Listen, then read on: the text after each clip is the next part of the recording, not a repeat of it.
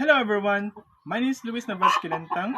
This is our intag commodity system, and this is my this business plan, our poultry, like this.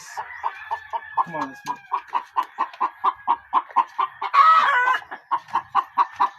So, ano yung kasi nakita-rate mo guys, ang mga akong project kasi mga magabang negosyo, beta 15 pesos nga itlog, amo na sa guys ng kwan, ng para may kay mahalan sa mga itlog sa halin sa USA mo.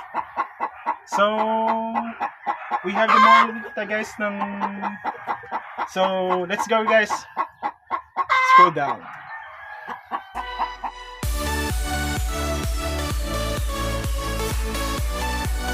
Business model canvas.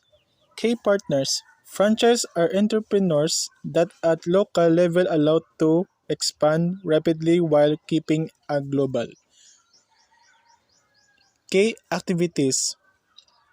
Business development, building relationship with partners.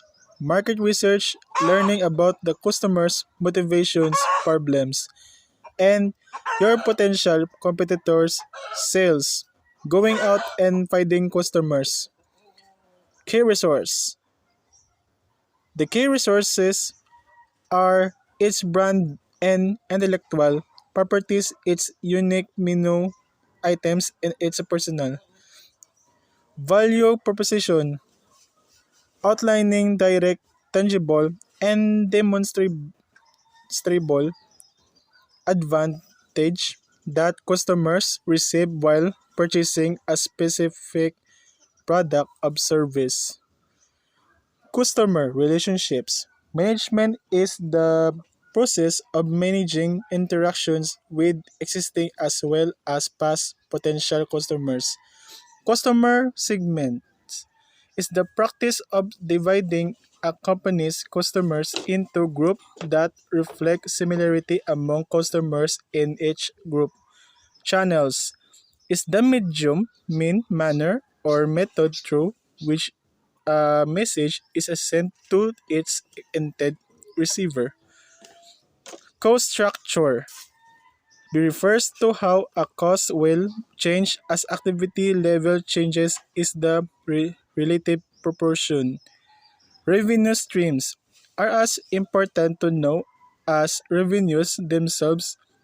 Companies prepare strategies going forward based on revenues and find extremely helpful in estimated. So, amo na ni mo on mes ng business model canvas kaya amo na explanation sa like sa farmer poultry amo na namin kamis.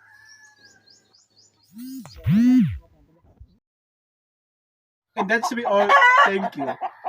With nowhere else to go, I used to feel alive. So many years went by.